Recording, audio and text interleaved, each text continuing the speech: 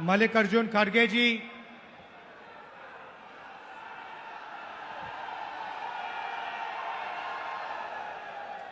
केसी वेणुगोपाल जी, अजय कुमार लल्लू जी, भक्तचरण दास जी, रामचंद्रन कदम जी, stage पे Congress party के senior नेता और हमारे कांग्रेस पार्टी के उड़ीसा के प्यारे कार्यकर्ता भाइयों और बहनों, प्रेस के हमारे मित्रों, आप सबका यहां बहुत बहुत स्वागत। आप दूर दूर से गर्मी में हमारी बात सुनने आए, इसके लिए आपको मैं दिल से धन्यवाद करना चाहता हूं।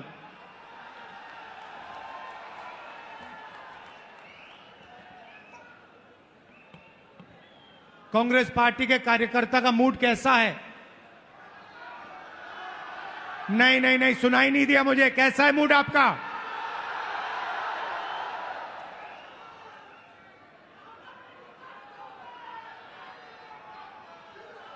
आप लोग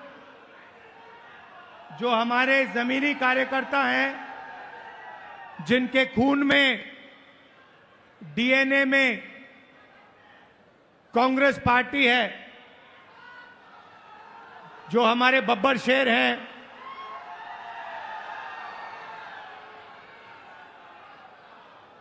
आप उड़ीसा की जो जनता है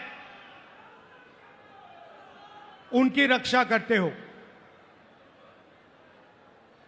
उड़ीसा की सरकार का सिर्फ एक काम है, उड़ीसा का जो धन है उसको उड़ीसा की गरीब जनता से चोरी करने का काम है। आपकी सरकार सिर्फ यही करती है। पहले बीजेडी की सरकार ये करती आई, अब बीजेपी की सरकार यही काम कर रही है। एक तरफ उड़ीसा की गरीब जनता, दलित, आदिवासी, पिछड़ा वर्ग, कमजोर लोग, किसान, मजदूर, और दूसरी तरफ 5-6 अरबपति और बीजेपी की सरकार। ये लड़ाई हो रही है और इस लड़ाई में कांग्रेस पार्टी का कार्यकर्ता जो है वो ही इस लड़ाई को उड़ीसा के, वही इस लड़ाई को उड़ीसा की जनता के साथ मिलकर जीत सकता है और कोई नहीं जीत सकता है। भाइयों और बहनों, बीजेपी पूरे देश में संविधान पर आक्रमण कर रही है।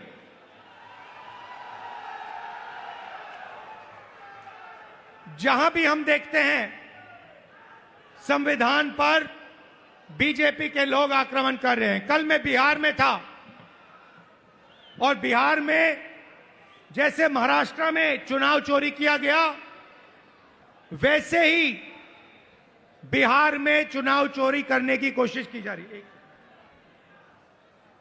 वैसे ही बिहार में चुनाव चोरी करने की कोशिश की जा रही है और चुनाव चोरी करने के लिए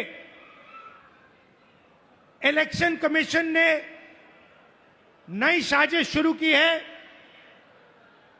इलेक्शन कमीशन बीजेपी का अंग का काम कर रहा है, अपना काम नहीं कर रहा है। महाराष्ट्र में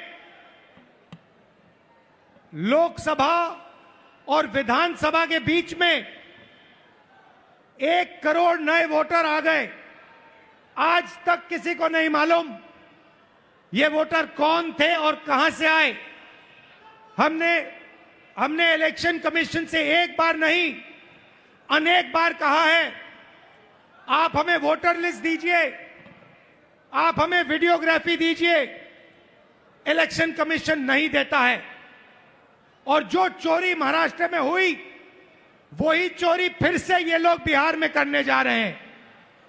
कल मैं बिहार गया, इंडिया गठबंधन के नेताओं के साथ हमने कहा कि बिहार में हम इलेक्शन कमीशन को बिहार का चुनाव चोरी नहीं करने देंगे, बीजेपी को चुनाव नहीं चोरी करने देंगे। भाइयों और बहनों, ओडिशा इनका मॉडल है। यहां पे 5-6 बड़ी कंपनियों को ये आपका पूरा का पूरा धन दे रहे हैं। अभी मैं डेलीगेशन से मिला, किसान के डेलीगेशन से मिला, महिलाओं से मिला और उनकी आवाज सुनी, उनका दुख सुना, उनका दर्द सुना। भाइयों और बहनों, जल, जंगल और जमीन आदिवासियों की है। मैं फिर से दोहराना चाहता हूं, जल, जंगल और जमीन आदिवासियों की है और आदिवासियों की रहेगी।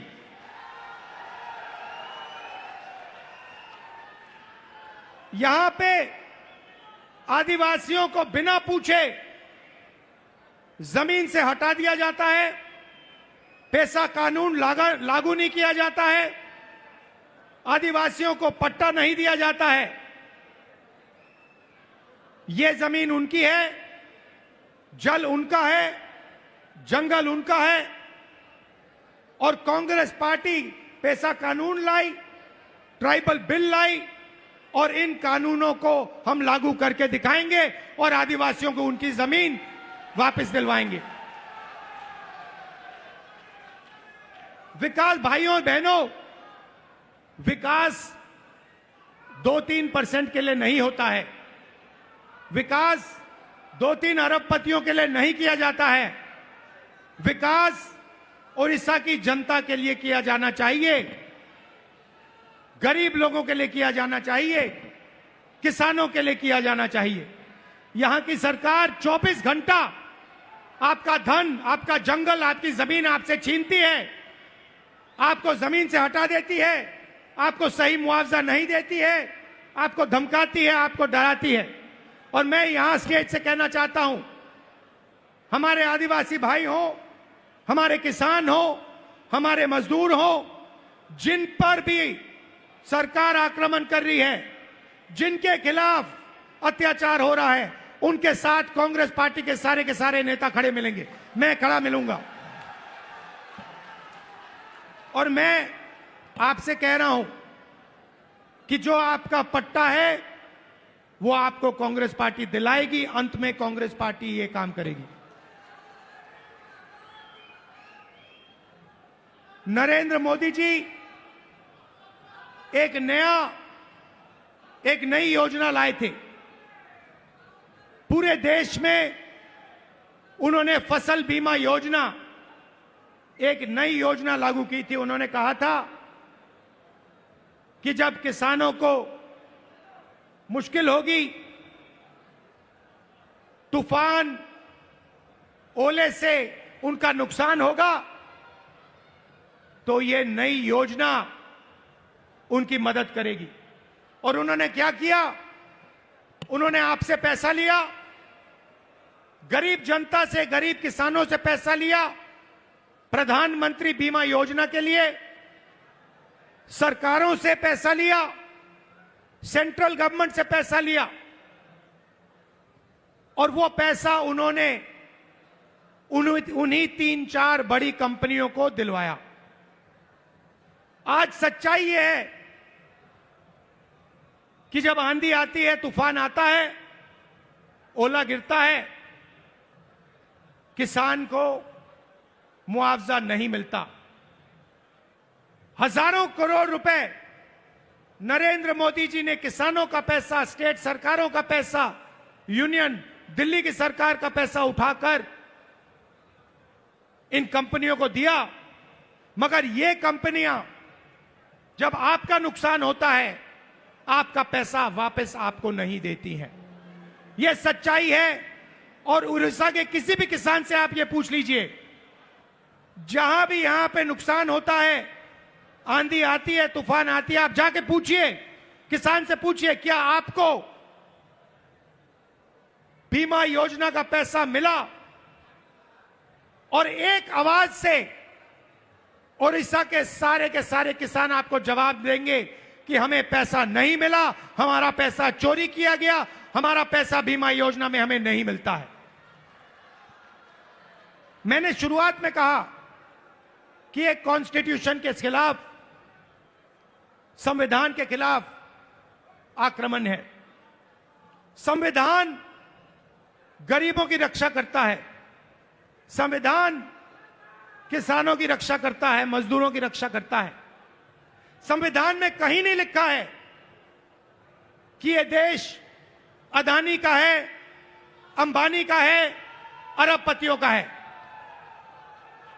यह आप संविधान खोल के देखिए, इसमें लिखा है कि यह देश हर नागरिक का है, इसमें हर व्यक्ति को एक वोट मिलेगा। जमीन इस देश की है, गरीब जनता की है, किसानों की है, किसी एक अरबपति की नहीं है। मगर जहां भी हम देखते हैं, चाहे वो उड़ीसा हो, छत्तीसगढ़ हो, जहां भी हम देखते हैं, एक नाम दिखाई देता है, अदानी, अदानी, अदानी, अदानी।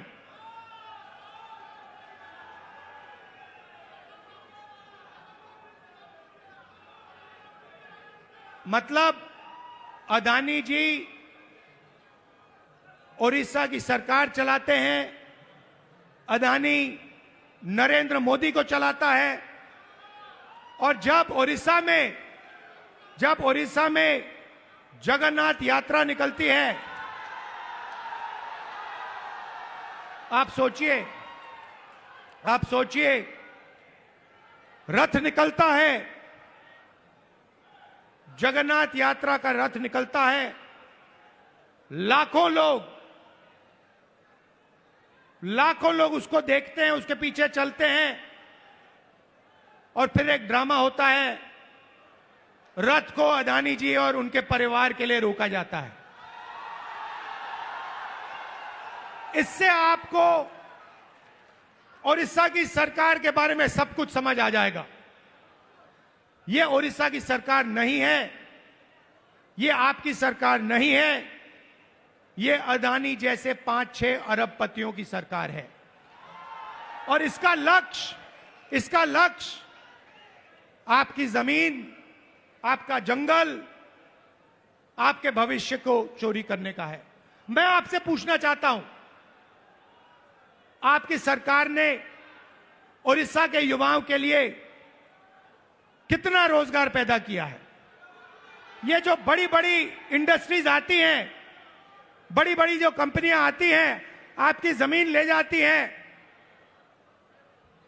आपका धन ले जाती हैं, आपकी जो नेचुरल वेल्थ ले जाती हैं। मैं आपसे पूछना चाहता हूं, ये आपके कितने लोगों को रोजगार देती है? आप मुझे बताओ। आपका रोजगार खत्म करती हैं, छोटे बिजनेसेस को, छोटी कंपनियों को, स्मॉल मीडियम बिजनेसेस को खत्म करती हैं, और फिर आपकी जमीन, आपका धन, आपका जंगल, आपका जल उठा के ले जाती है। और एक नई बात शुरू हुई है,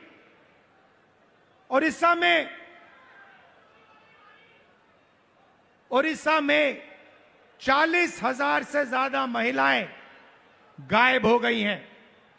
आज तक नहीं मालूम कि ये महिलाएं कहां गईं। महिलाओं के खिलाफ हर रोज यहां अत्याचार होता है, रेप होता है, बलात्कार होता है। हर रोज ओडिशा में 15 महिलाओं का बलात्कार होता है, और आपकी सरकार को कुछ लेना देना नहीं। आपकी सरकार सिर्फ 24 घंटे आपका खून चूसती है, आपकी जमीन छीनती है। ना उनको महिलाओं से कुछ लेना देना, ना उनको रोजगार दिलवाना है, ना उनको युवाओं से कुछ लेना देना है। इसीलिए हम यहां आए हैं, और मैं आपको मैसेज देना चाहता हूं कि चाहे मैं हूं, या कांग्रेस प्रेसिडेंट हो, या कांग्रेस पार्टी के कोई भी नेता हो, हम यहां आपके साथ खड़े हैं। जब भी आपको मुझे बुलाना हो, जहां भी आपको मुझे ले जाना हो, मैं इस सरकार के खिलाफ लड़ना चाहता हूं और इस सरकार को यहां से हटाना चाहता हूं। एक बात मैंने भक्तचरण दास जी को कही, तेलंगाना में हमने जाति जनगणना करवाया है। तेलंगाना में जाति जनगणना ने कमाल कर दिया है, क्योंकि जाति जनगणना ने तेलंगाना के हर नागरिक को समझा दिया है कि तेलंगाना में कितने लोग कौन से वर्ग के हैं, ओबीसी कितने हैं, अति पिछड़े वर्ग के कितने लोग हैं, दलित कितने हैं, आदिवासी कितने हैं, गरीब जनरल कास्ट के कितने लोग हैं। एक प्रकार से तेलंगाना सरकार ने तेलंगाना का एक्सरे किया है और तेलंगाना की सरकार को अब मालूम है कि कितना धन किसके हाथ में है, कौन किसके पास क्या है, कितनी आबादी किसकी है। और मैं ये ओडिशा की जनता से भी कहना चाहता हूं, देखिए यहां पर हमें पता लगाना है दलित कितने हैं, आदिवासी कितने हैं, पिछड़े वर्ग के लोग कितने हैं, गरीब जनरल कास्ट के लोग कितने हैं, क्योंकि हम चाहते हैं कि सरकार में, इकोनॉमी में, विकास में सबको भागीदारी मिले। आज ओडिशा के पिछड़े लोगों को, दलितों को, आदिवासियों को ना सरकार में जगह मिलती है, ना कॉर्पोरेट में जगह मिलती है, ना ब्यूरोक्रेसी में जगह मिलती है। ये जो 5-6 कंपनियां आप पर राज कर रही है, मैं आपसे पूछना चाहता हूं, इनके मालिकों में कितने पिछड़े वर्ग के लोग हैं, इनकी मैनेजमेंट में कितने पिछड़े लोग के वर्ग हैं, कितने दलित हैं, कितने आदिवासी हैं, कितने गरीब जनरल कास्ट के लोग हैं। आपको एक नहीं मिलेगा। इसीलिए मैंने भक्तचरण दास जी से, लालू जी से कहा है कि पूरा दम लगा के आप ओडिशा की जनता को समझाइए कि सबसे पहला काम जाति जनगणना है, और अगर हमें ओडिशा में बदलाव लाना है तो जाति जनगणना हमारा औजार है, क्योंकि जाति जनगणना से दलितों को, पिछड़ों को, आदिवासियों को, गरीब जनरल कास्ट के लोगों को अपनी सच्ची शक्ति समझ आएगी। और जिस दिन इनको अपनी सच्ची शक्ति समझ आ गई, उस दिन ये सरकार को गिरा के फेंक देंगे।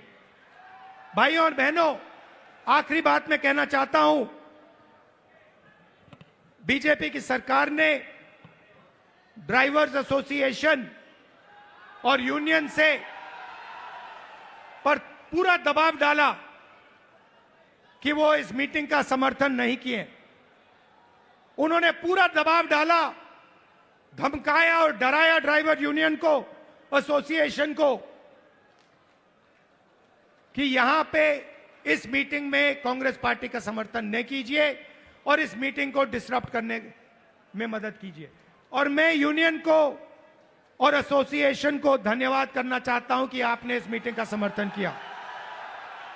और मैं इस स्टेज से कहना चाहता हूं कि सरकार को ड्राइवर एसोसिएशन और यूनियन की आवाज सुननी चाहिए और जो उनकी जेन्युइन डिमांड है उन्हें पूरा करना चाहिए। एक बार फिर मैं आप सबका दिल से धन्यवाद करना चाहता हूं। आप यहां आए, इतनी गर्मी में आए और आपने इतनी प्यार से मेरी बात सुनी।